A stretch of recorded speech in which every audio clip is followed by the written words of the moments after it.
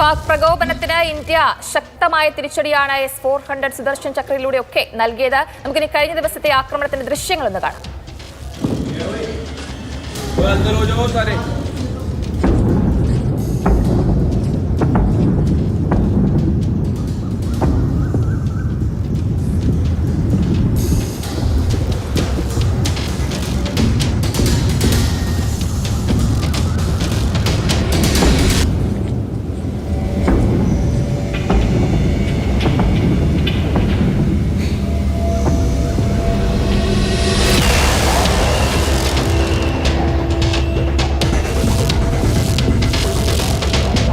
നമ്മൾ ഈ ആക്രമണത്തിന്റെ ദൃശ്യങ്ങൾ കാണുന്നുണ്ട്. എന്നാലും പല വിദേശകാര്യ മാധ്യമ പ്രവർത്തകരും റിപ്പോർട്ട് ചെയ്യുന്ന ഒരു കാര്യമുണ്ട്. പാകിസ്ഥാനിൽ നിന്നുള്ള അവരോട് സംസാരിക്കുമ്പോൾ, അവരുടെ സോഴ്സുകളോട് സംസാരിക്കുമ്പോൾ, ഇന്നലെ ഇന്ത്യൻ സ്പോൺസറുടെ ദീപാവലിയാണ് പാകിസ്ഥാന്റെ ആകാശത്ത് കണ്ടതെന്ന്.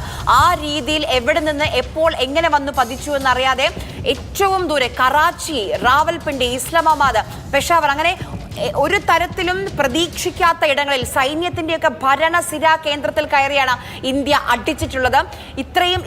ഇതുവരെ നമ്മൾ സമാധാനത്തിന്റെ ഭാഷയിൽ സംസാരിച്ചു. ഇനി തിരിച്ചടി നിങ്ങൾക്ക് താങ്ങില്ല എന്ന് കൃത്യമായി ബോധ്യമാകുന്ന തരത്തിലുള്ള മറുപടി, താക്കീത്, മുന്നറിയിപ്പാണ് ഇന്ത്യൻ സൈന്യം പാകിസ്ഥാനിന് നൽകിക്കൊണ്ടിരിക്കുന്നത്. അവിടെ ഒരു ഭാഗത്ത് ബലൂചിസ്ഥാനിലെ അസ്ഥിരതയുണ്ട്, മറുഭാഗത്ത് ജനങ്ങൾ ചോദ്യങ്ങൾ ചോദിച്ചുകൊണ്ടിരിക്കുന്നുണ്ട്. ഒരു ഭാഗത്ത് ഇമ്രാൻഖാനെ ജയിൽ മോചിതനാക്കണം എന്നാവശ്യപ്പെട്ടുകൊണ്ട് ആ പാർട്ടിയുടെ തെഹ്രീക്ക് ഇൻസാഫ് പാർട്ടിയുടെ ഒരു ഭാഗത്തു നിന്നുള്ള പ്രക്ഷോഭങ്ങൾ കാണുന്നുണ്ട്. അങ്ങനെ പലതരത്തിൽ പാക് സൈന്യത്തിന്, പാക് ഭരണകൂടത്തിന് പിടിച്ചു നിൽക്കാൻ കഴിയാത്ത സ്ഥിതിയിലേക്ക് കാര്യങ്ങൾ വീണുകൊണ്ടിരിക്കുകയാണ്. അർജുൻ പീതാംബരൻ നമുക്കിപ്പം തുടരുന്നുണ്ട്.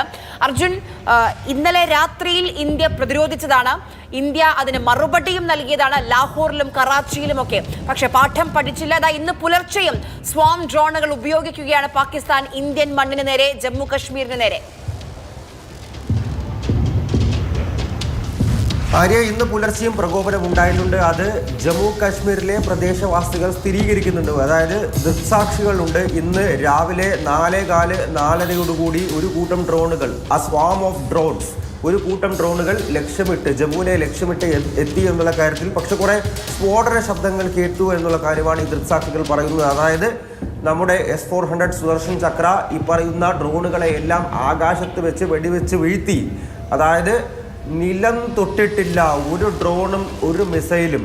പാകിസ്ഥാൻ ആരെ ലക്ഷ്യമിട്ട് വിട്ടതാണെങ്കിലും ശരി, അതൊന്നും തന്നെ നിലം തൊട്ടിട്ടില്ല എന്നുള്ളത് വളരെ വ്യക്തമാണ്, പകൽ പോലെ വ്യക്തമാണ്. അത്ര മികവുറ്റതാണ് നമ്മളുടെ ഈ വ്യോമ പ്രതിരോധ മിസൈലുകൾ, S-400 എന്ന് പറയുന്ന മിസൈലുകൾ. ഇതിനപ്പുറത്തേക്ക് ആകാശ് മിസൈൽ സിസ്റ്റമുണ്ട്. ഇന്ത്യക്ക് മറ്റ് പ്രതിരോധ സംവിധാനങ്ങളുണ്ട്. എല്ലായിടത്തും ഉപയോഗിക്കേണ്ട ആവശ്യമൊന്നും ഇപ്പോൾ ഉണ്ടായിട്ടില്ല. ഈ ജയ്സാൽമേറിൽ 20 മിസൈലുകൾ, അതിനപ്പുറത്തേക്ക് 8 മിസൈലുകൾ ജമ്മുവിൽ മാത്രം, ഒപ്പം 100-ൽ പരം ഡ്രോണുകൾ. ഇതെല്ലാം ചില മണിക്കൂറുകളുടെ ഇടവേളയിലാണ് ഈ ജമ്മു മേഖലകളിലും അതുപോലെ തന്നെ ഇന്ത്യ പാകിസ്ഥാൻ അതിർത്തിയുടെ പടിഞ്ഞാറൻ മേഖലകളും, അതായത് ഗുജറാത്തിൻ്റെ ഒരു മേഖല തൊട്ട് മുകളിലേക്ക് പഞ്ചാബ് അതിർത്തി, അതുപോലെ തന്നെ രാജസ്ഥാൻ അതിർത്തി, ജമ്മു കാശ്മീരിൻ്റെ അതിർത്തി മേഖലകളിൽ വരെ ഇവിടെ എല്ലാം തന്നെ ഏത് തരത്തിലുള്ള ആക്രമണങ്ങൾ നടത്താൻ വേണ്ടി പാകിസ്ഥാൻ ശ്രമിച്ചിട്ടും അതെല്ലാം തന്നെ പരാജയപ്പെടുത്തിയിരിക്കുന്നു.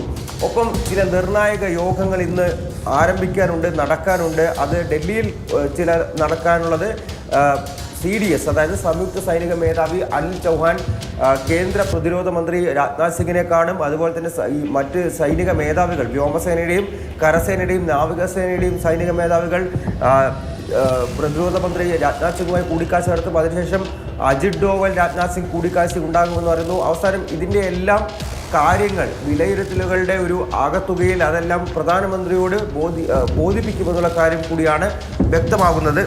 അതിനപ്പുറത്തേക്ക് IMFൻ്റെ ഒരു പ്രധാനപ്പെട്ട യോഗം ഇന്ന് ചേരാനിരിക്കുന്നു. അവരുടെ എക്സിക്യൂട്ടീവ് ബോർഡ് യോഗം പാകിസ്ഥാന് നൽകിക്കൊണ്ടിരിക്കുന്ന സാമ്പത്തിക സഹായത്തെ സംബന്ധിച്ചുള്ള ചില കാര്യങ്ങൾ വിലയിരുത്താൻ വേണ്ടിയിട്ടാണ് ഈ യോഗം ഇന്ന് ചേരാൻ പോകുന്നത്.